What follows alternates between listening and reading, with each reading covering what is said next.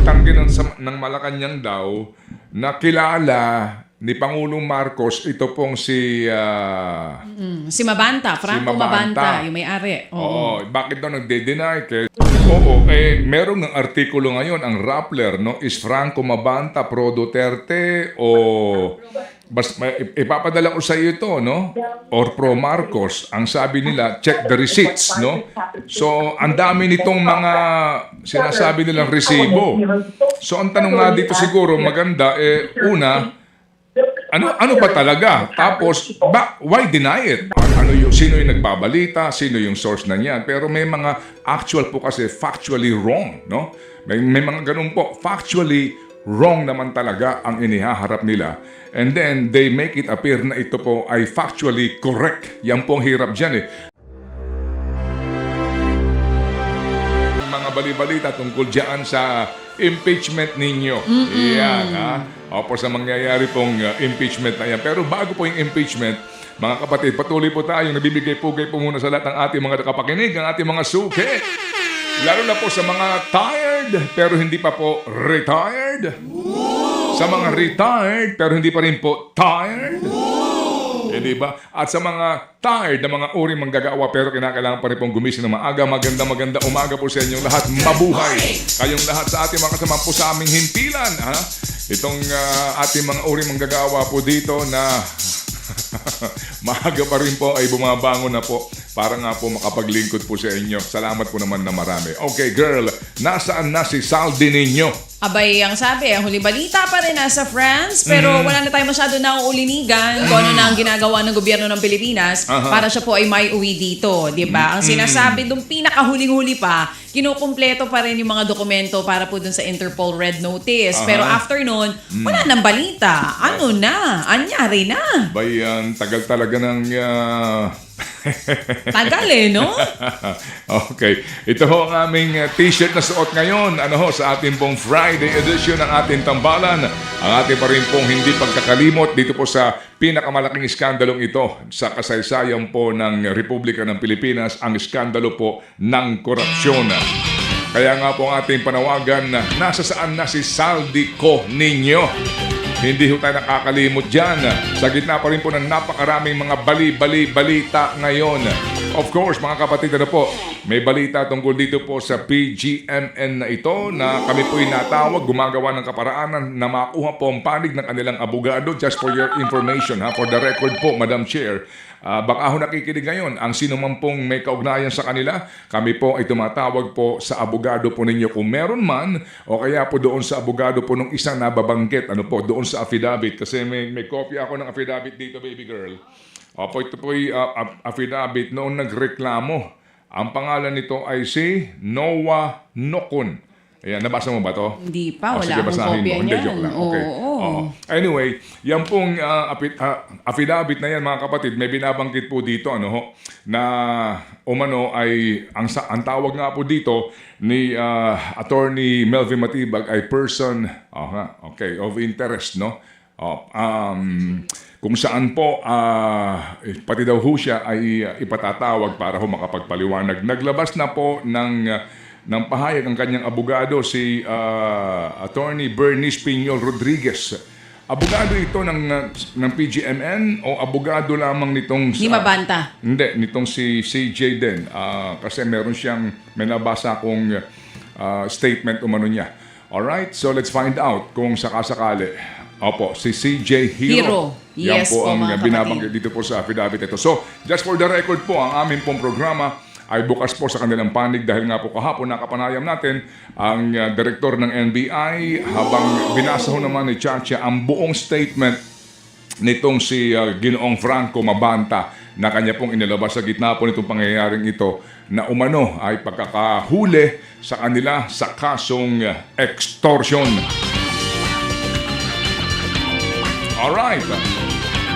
Habang ang ating pong mga takapakinig ngayon, ako'y nagugulat din dahil nga ako'y nagugulumihanan din Hindi ko no kasi binabantayan Bakit? itong mga palitan po ng informasyon sa social media, mahihilo ka.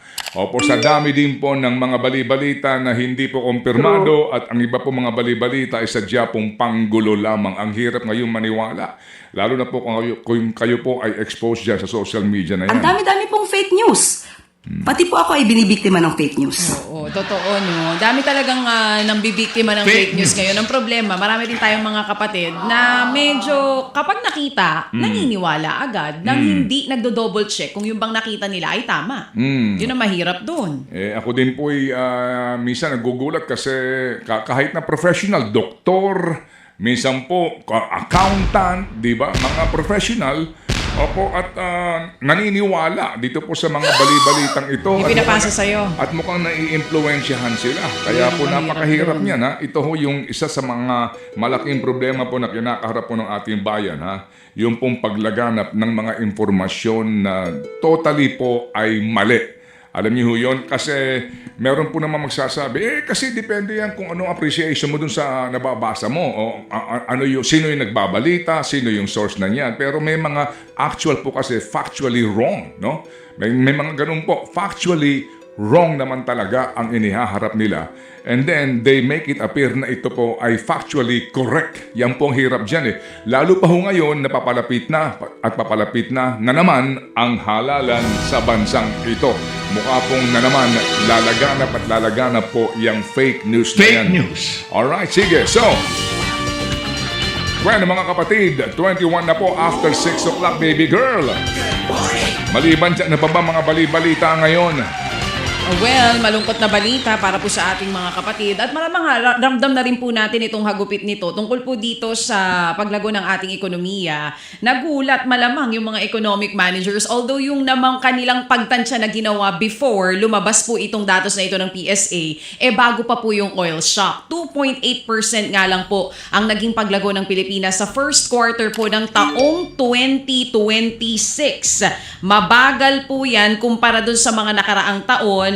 Nito pong taong 2025, naitala po yan sa 3%. 2024 naman, nasa 4%. So, pinakamababang quarterly GDP growth na po ito simula pa noong taong 2021. Nagulat sino? Ay, wala naman ang nagulat. Pero nagulat siguro yung iba na ganito kababa yung naging paglago. They were expecting kasi nung una, before nga the oil shock, naabot sa 5%. Pero, wow, less than 3%. Mga kapatid, hindi na po ito kagulat-gulat kasi nga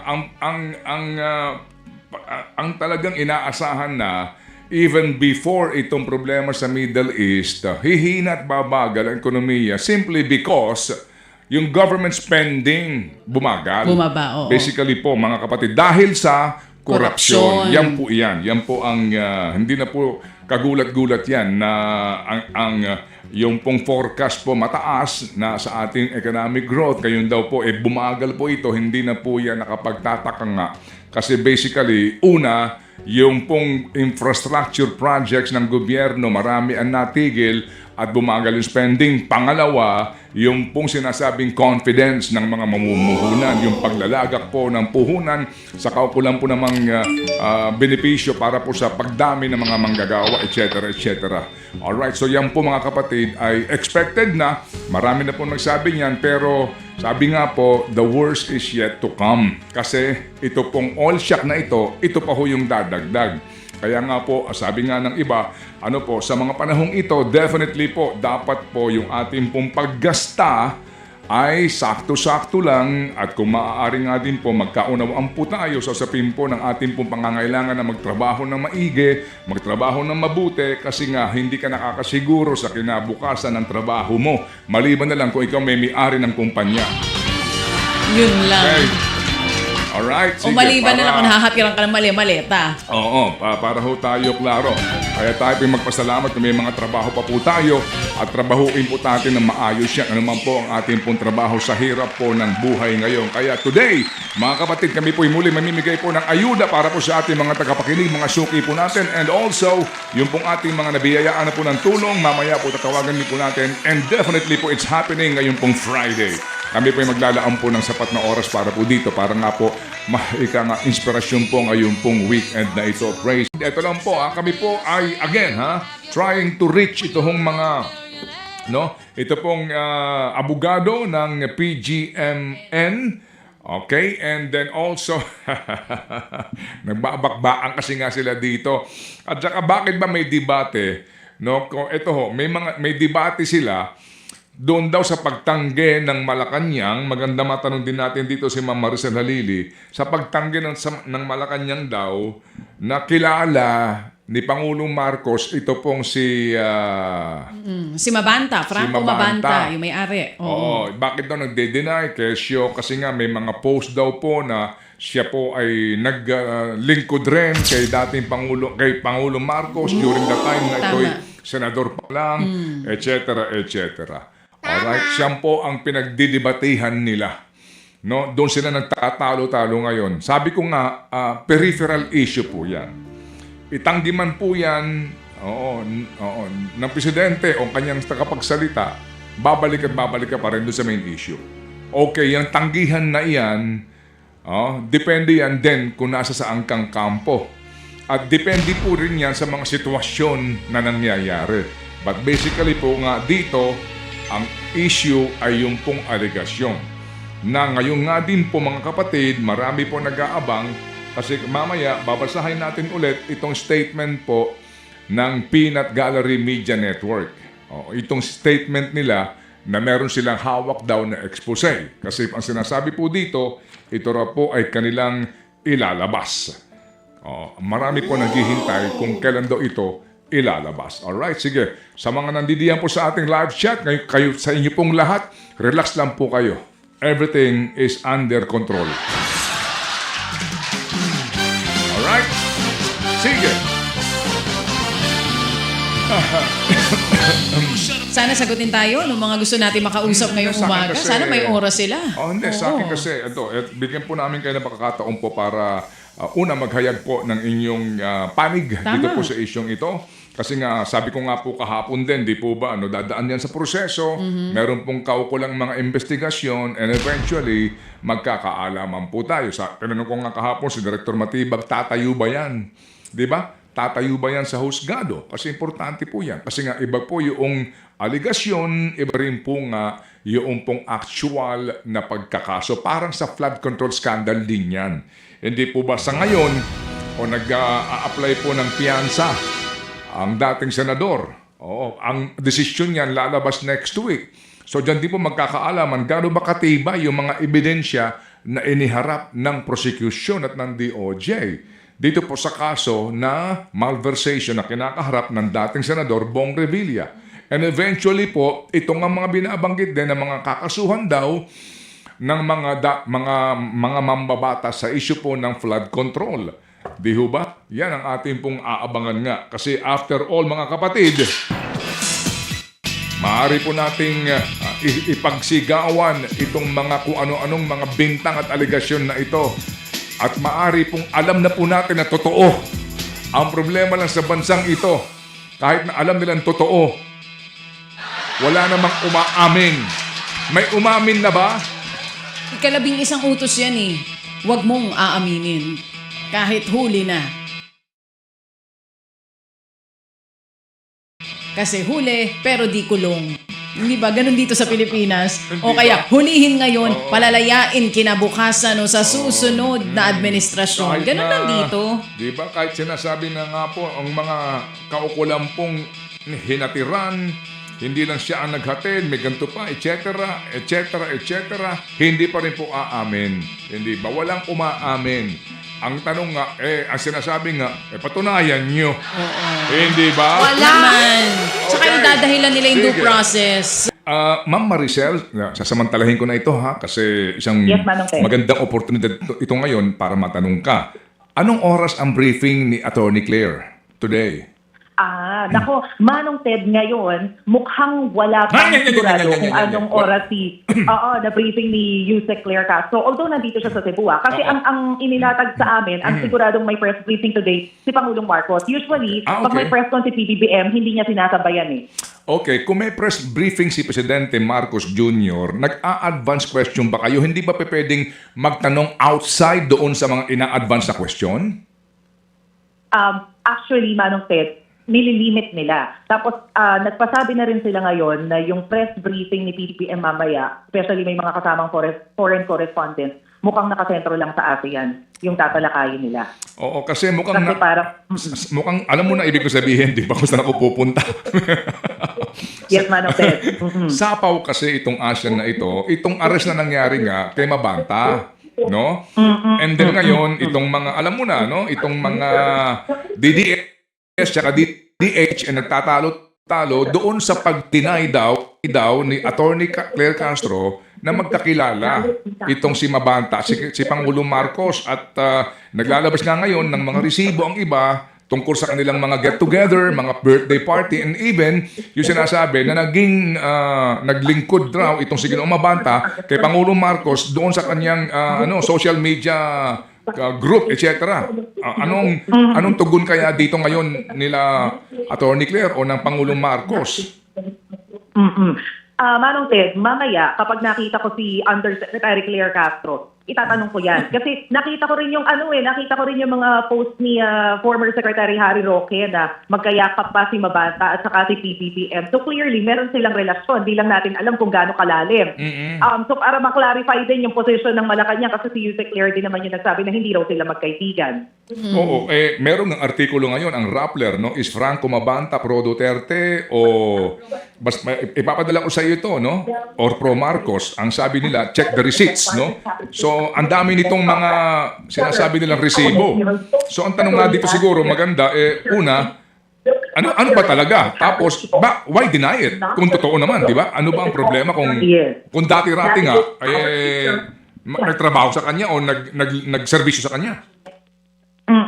Hindi, at saka Manong Ted, ang mapapaisip ka rin talaga kasi parang hindi naman din nakakagulat kung magkasama si Mabanta at saka si PBBM before, kahit alam din natin na naging Duterte supporter siya kasi naging magkakampi naman talaga yung mga Duterte at saka Marcos. Unity. Hindi ba? Mismo. Unity. Mismo, di ba? Oo, yun nga kasi nga unfortunately sapaw, di ba? Sa halip na magtanong ang ating kayo sa media diyan, ano ang benefit ng ASEAN, mga napagkasunduan, etc. Pero hindi mo iaalis tong ngayon tuloy na ito nabibigyan ng pansin itong intrigang ito kung intriga man ang tawag ng iba. Tama naman, Manong Ted. Sige, pag nakita ko si Yusek Castro, itatanong natin yan. Tama, Maseno, walang direktang sagot kung nagtrabaho ba sa mga Marcos? Walang direktang sagot doon si Auntie Claire? Wala pa. Ang sinasabi niya lang, hindi sila magkaibigan. Oo, yun lang. So, Well, marami kasing resibo. Hindi, marami din naman kahulugan yung hindi magkaibigan. Totoo naman, pwede kasing naging magkatrabaho pero hindi naging magkaibigan. Pwede yun, di ba? Anyway, ay nako, Maricel. Sige, so Maricel, kung ikaw ba hiningian ka na ba ng tanong para kay Pangulong Marcos mamaya? Wala pa, hindi pa sila nagpapalatag ng mga tanong, Manong Ted. Okay, sige. Meron na akong tanong kung sakasakali. Hindi ako magtatanong tungkol dito kay Mabanta. May tanong lang ako kamo kay Pangulong Marcos, ha? Okay, may ballpen ka? Ano ba yan, Manong Sige, Ted? pakisulat lang, ha? O sige. Okay. Pangulong Ferdinand Marcos Jr., pinatatanong lang po ni Zarina Balba Guevara, nasan na si Saldico? Oo, patanong na rin. Okay. Ano na update doon, Mase, ha? Tama naman. Yung tawa ni Marcel. Tama naman. Kumuha pa ng ballpen. Sinulat mo? Ang sarap ng tawa ni Tita Mase. Manong Ted, parang na-memorize ko agad. Alam ko na agad. Thank you. Pag may sagot, balikan mo kami agad, ha, Maricel, ha? Lakas ng tawa. Sige, Manong Ted. Maraming salamat. Sabi ni Maricel, lalo ang noted. gumanda. Smile mo. Salamat, Thank you for Maricel. reminding. Ang dami hong mga anekdotal na mga kwentuhan dyan tungkol po sa mga mga bills, no? Mga panukala po sa Kongreso. Ngayon kasi parang hindi na, no? Pero kung babalikan mo yung mga file video ng Congress, yung mga una. Good morning pala kay Ma'am Ann, yung caregiver ni Speaker Bo GD. Uy, good morning po.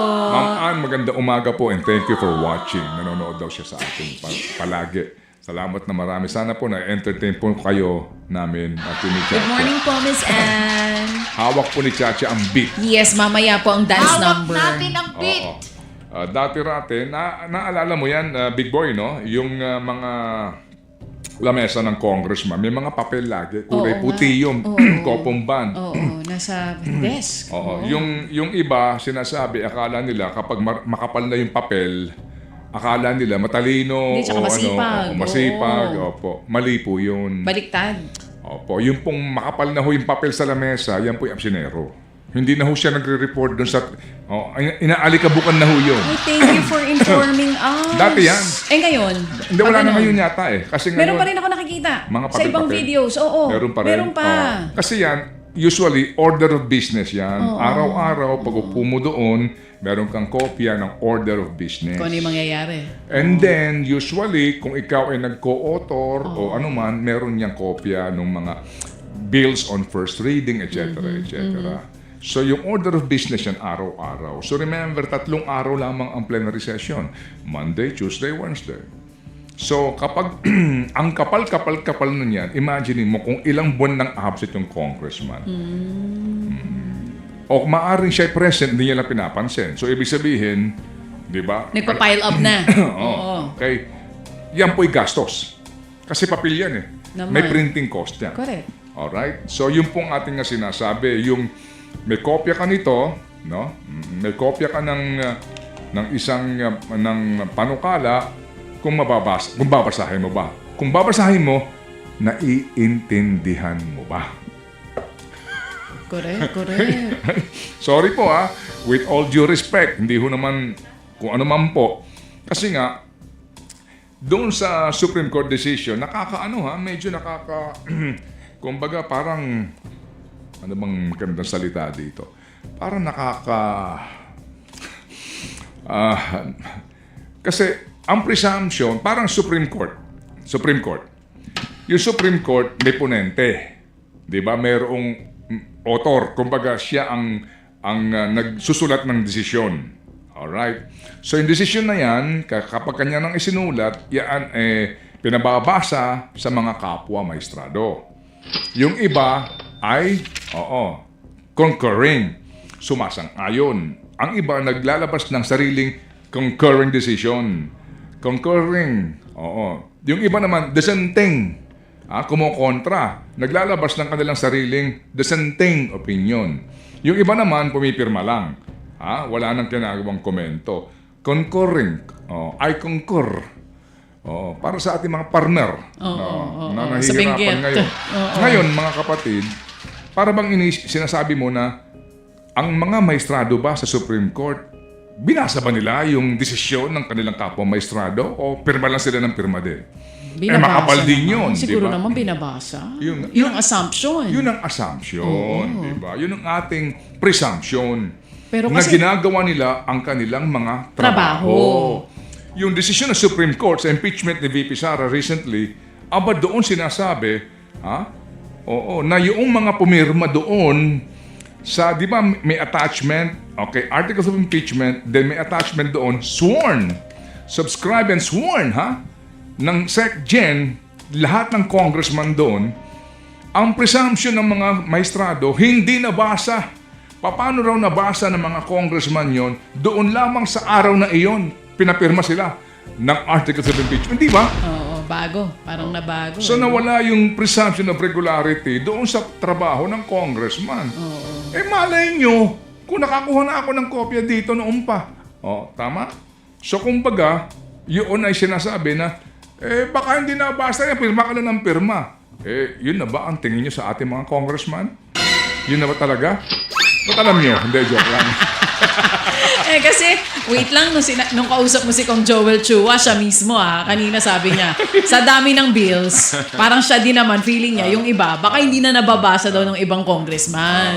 Pero, obligasyon daw nilang basahin yun kasi, paano ka naman buboto kung di mo alam kung ano yung laman?